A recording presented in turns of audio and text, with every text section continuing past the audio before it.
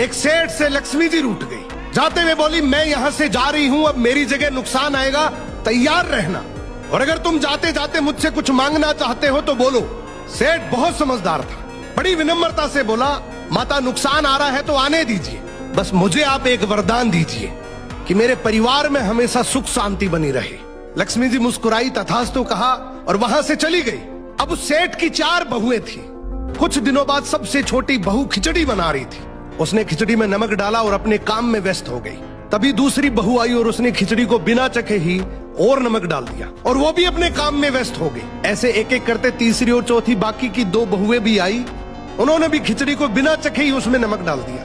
अब रात को सबसे पहले सेठ खाना खाने बैठा। जैसे ही उसने खिचड़ी का एक चम्मच लिया, उसे महसूस हो गया कि इसमें बहुत ज्यादा नमक है, और सेठ जी तुरंत समझ गए कि नुकसान आ चुका है। किसी से कुछ नहीं कहा, चुपचाप खिचड़ी खाई और चला गया। अब सेठ के बाद खाना खाने की बारी आई सबसे बड़े बेटे की। बेटे ने खिचड़ी का एक निवाला लिया। उसने परिवार वालों से पूछा, पिताजी ने खाना खा लिया? उन्होंने कुछ कहा? तो बाकी सबने जवाब दिया, हाँ पिताजी ने तो खाना खा लिया, लेकिन किसी से कुछ नहीं कहा। तो बड़े बेटे ने भी चुपचाप खिचड़ी खाई और चला गया। ऐसे ही करके परिवार के बाकी सारे सदस्य एक एक करके आए, अपने से पहले वालों के बारे में पूछा, कुछ नहीं कहा, चुपचाप खिचड़ी खाई और चले गए।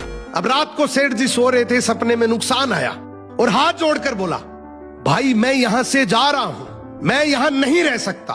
तो सेठ जी ने पूछा, क्यों, क्या हो गया? नुकसान बोला, तुम सबने मिलकर 1 किलो नमक खा लिया, पर मजाल है कोई किसी पर नहीं चिल्लाया, किसी ने गुस्सा नहीं किया, सब शांत रहे। अब जिस परिवार में इतनी सुख शांति हो, आपस में इतना प्यार हो, वहां पर मैं नहीं रह सकता।